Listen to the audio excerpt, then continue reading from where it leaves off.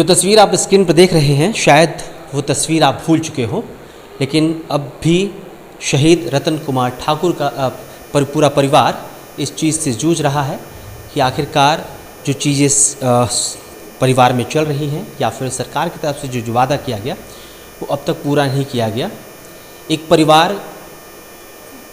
परिवार में जब एक बेटा शहीद होता है तो उस परिवार के साथ क्या गुजरता है, इस पर ज़्यादा एक्सप्लेनेशन देने की ज़रूरत नहीं है, हर कोई बेहतर तरीके से इसे समझता है। फ़िलहाल शहीद रतन कुमार ठाकुर के पिताजी हमारे साथ हैं, उनकी पत्नी हमारे साथ हैं। इनसे बातचीत करेंगे, जानने की कोशिश करेंगे कि जब पुलवामा अटैक में 14 फरवरी 2019 को शहीद रतन कुमार ठाकुर यानी कि रतन कुमार ठाकुर जब शहीद हुए, उसके बाद क्या क्या इनसे वादा किया गया, अब तक सरकार से क्या क्या 2019 में शहीद हुए रतन कुमार ठाकुर, क्या उसके बाद। मैं शहीद रतन कुमार ठाकुर का पिता राम निरंजन ठाकुर हूँ। उस समय दुख की घड़ी में जिस समय मेरा सपूत शहीद हुआ था, उस हमारे पैतृक स्थान पे अनेकों पदाधिकारीगण, मिनिस्टर, नेतागण, विधायक, सांसद सभी महोदय हमारे पैतृक स्थान पे पहुँचे और अधिकारीगण ने भी हमको भरोसा दिलवाया था कि शहीद परिवार को रहने के लिए फ्लैट दिया जाएगा, शहीद के नाम से स्कूल का नाम चेंज होगा, शहीद गेट का निर्माण होगा और शहीद परिवार को सभी तरह का सुख सुविधा मुहैया किया जाएगा, शहीद के नाम से कॉलेज का निर्माण किया जाएगा, शहीद स्मारक बनेगा। लेकिन अभी तक किसी तरह का लाभ हम लोग को नहीं मिला है, सभी लाभ से हम वंचित हैं। मैंने जिलाधिकारी भागलपुर को एक एप्लीकेशन के द्वारा शहीद परिवार को जो 5 एकड़ भूमि सरकारी ज़मीन बंदोबस्त किया जाता है, उसके लिए विगत 1.5-2 साल हो गया हमने एप्लीकेशन दिया, लेकिन अभी तक किसी तरह का सुनवाई नहीं हुआ है। सीआरपीएफ विभाग ग्रुप केंद्र मोकामा घाट के द्वारा जिलाधिकारी को 3 बार लेटर मिला कि शहीद के घर के पास एक शहीद गेट का निर्माण किया जाएगा, लेकिन अभी तक जिलाधिकारी महोदय, अंचल पदाधिकारी महोदय, अनुमंडल पदाधिकारी महोदय किसी का ध्यान आकृष्ट हमारे शहीद परिवार के ऊपर पे भी नहीं हुआ है, न किसी तरह का खोज खबर भी हम लोग के होता है। खोज खबर विभागीय मोकामा घाट से कभी महीना 2 महीना 15 दिन में वहाँ के नोडल पदाधिकारी आते हैं और हम लोग की स्थिति से वो आबरू होते हैं, जानकारी लेते हैं किस स्थिति में शहीद परिवार रहते हैं। हम पूरे देशवासियों से और जितने भी अधिकारीगण हैं सभी से आरजू विनती करते हैं, शहीद परिवार और उस बॉर्डर पे जो नौकरी करते हैं आर्म्स हरवे हथियार लेकर के, हमारे जैसे मध्यम वर्गीय किसान का बच्चा, मजदूर का बच्चा नौकरी करते हैं, आज वो देश के लिए अपनी जान की बाजी लगाकर अपनी जान की कुर्बानी दे दिया, लेकिन अभी तक देशवासियों का ध्यान शहीद परिवार के ऊपर पे नहीं है। हम आकृष्ट करना चाहते हैं शहीद परिवार के, जब शहीद हो जाते हैं वो देश के लिए, उसके बच्चे और बहन और विधवा बहू का क्या हाल होता है। अभी घर में विधवा बहू, उसकी बहन का चोटी चली गई और नौनिहाल बेटे का बच्चे का रोटी चली गई। अब आप ही बताइए इस शहीद परिवार किसके बल पे जीवित रहेगा। भावुक हो रहे हैं, भावुक होना लाजमी हो जाता है, लेकिन तो आप बता रहे थे कि 15 दिन में नोडल अधिकारी आते हैं, उनसे भी आपने कहा होगा।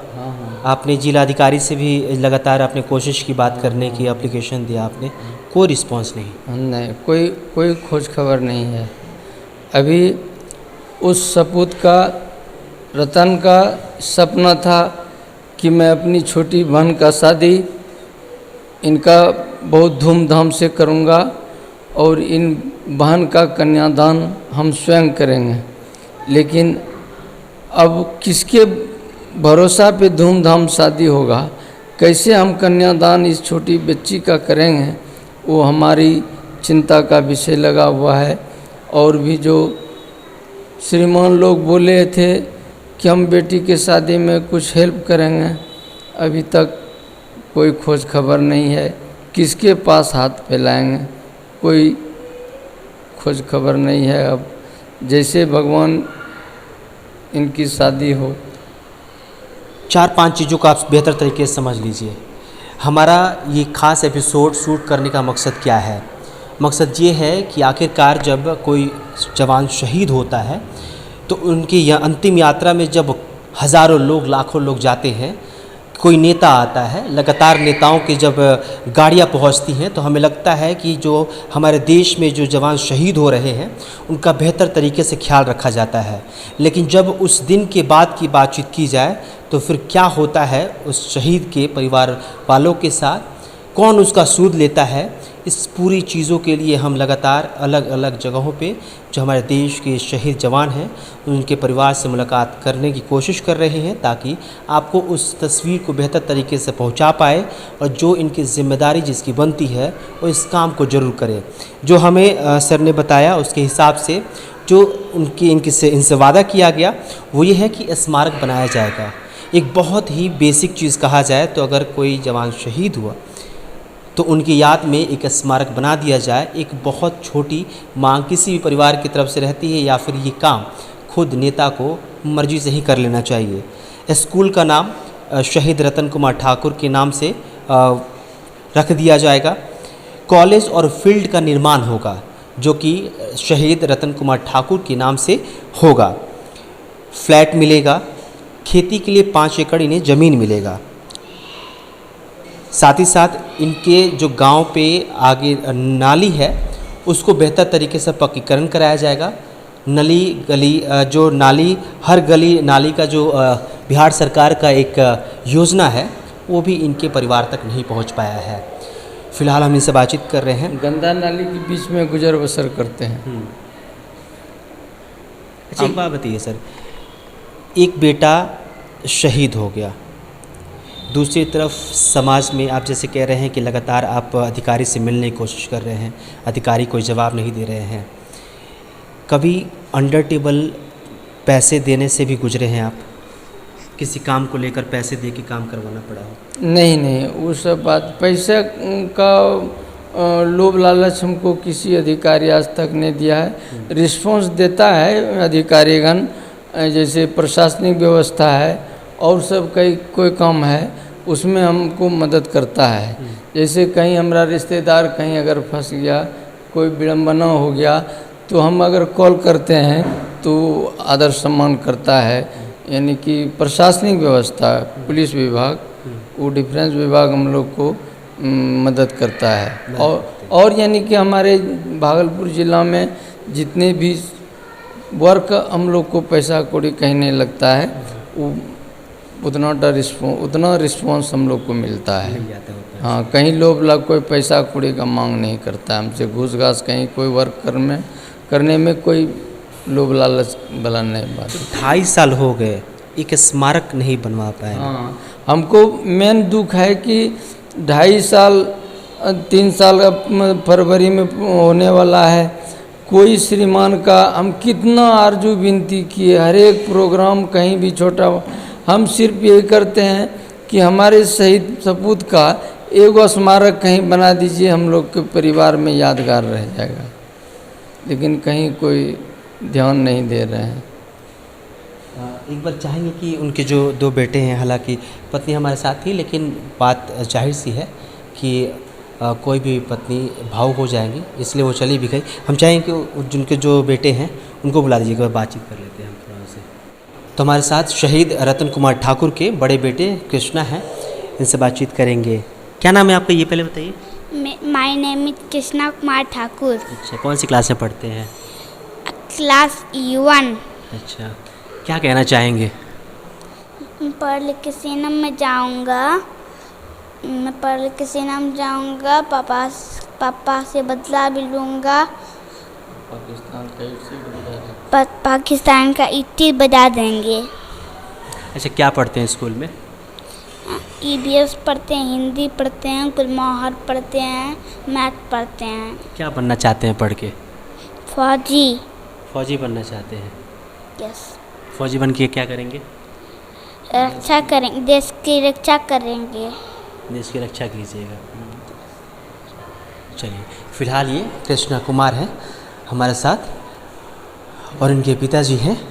2 बेटियां हैं, 2 बेटे हैं, यानी कि शहीद रतन कुमार ठाकुर की एक और छोटे भाई हैं और 2 बहन हैं। एक बहन बिहार पुलिस में बतौर कांस्टेबल तैनात हैं। एक जज्बा, एक पिता एक बेटे को खोने के बाद भी अंदर इतना जज्बा है कि एक बेटी बड़ी जो कि पहले से ही कांस्टेबल बन चुकी हैं और दूसरी बेटी भी बिहार पुलिस के लिए लगातार प्रयास कर रही हैं, एग्ज़ाम दे चुकी है।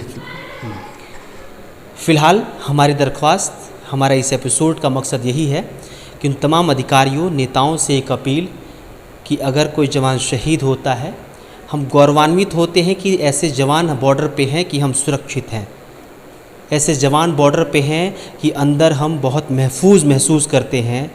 लेकिन इस बात का गुमान होना चाहिए और साथ ही साथ इस बात का अपने कर्तव्य का ज़रूर एहसास होना चाहिए कि आखिरकार का जब कोई जवान शहीद हुआ है तो उनके परिवार कैसे रह रहे हैं, या फिर उनके परिवारों के से जो वादा किया जाता है वो भी किसी सिर्फ खोखले वादे की तरह ना रह जाए।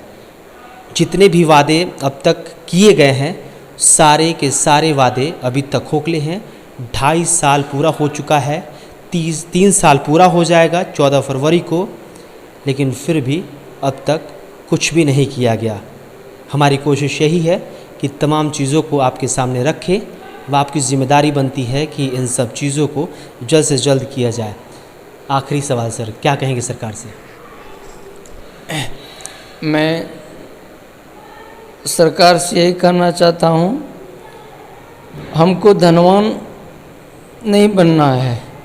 हम यही चाहते हैं कि जिस तरह मेरा बेटा देश के लिए बलिदानी दिया है, अपनी देश की रक्षा और सुरक्षा के लिए जान कुर्बान किया है, हम यही सरकार से निवेदन प्रार्थना है कि हमारे जैसे शहीद पिता, उनकी बहू, उनकी बहन, उनके नौनिहाल बच्चे पर कुछ यानी कि ध्यान आकृष्ट करें, उनकी सुख सुविधा के लिए ध्यान दें कि शहीद परिवार सुखी संपन्न जीवन व्यतीत करे। हम सरकार से किसी चीज़ का मांग नहीं करते हैं। सरकार से यही निवेदन है कि हमारी स्थिति को देख करके हमारे ऊपर मेहरबान हो और हमारी यानी कि सुख सुविधा के लिए वो कुछ सोचें। चलिए, फिलहाल इस बातचीत में इतना ही। एक नए वीडियो, एक नए शहीद परिवार के साथ फिर हम आपके साथ मिलेंगे। फिर एक बार रिपीट कर रहा हूँ कि उन सब चीज़ों से निकलिए कि शहीद के नाम पर राजनीति करते हैं, लेकिन शहीद के परिवार के लिए क्या कुछ हो रहा है, धरातल पे क्या हो रहा है, इसका किसी को भी कोई खबर नहीं है। फिलहाल कैमरे के पीछे सुयस है, मेरा नाम अभिषेक श्रीवास्तव है। बहुत बहुत शुक्रिया। इस वीडियो को यही गुजारिश रहेगी कि इस वीडियो को इतना फैलाइए कि उन नेताओं को पता चल पाए कि आखिरकार जिन शहीद की बातचीत वो लगातार करते हैं, अंतिम यात्रा के बाद उनके साथ क्या होता है, इसका शुद्ध कौन लेता है, तमाम चीज़ों पे उनका फोकस हो। बहुत बहुत शुक्रिया।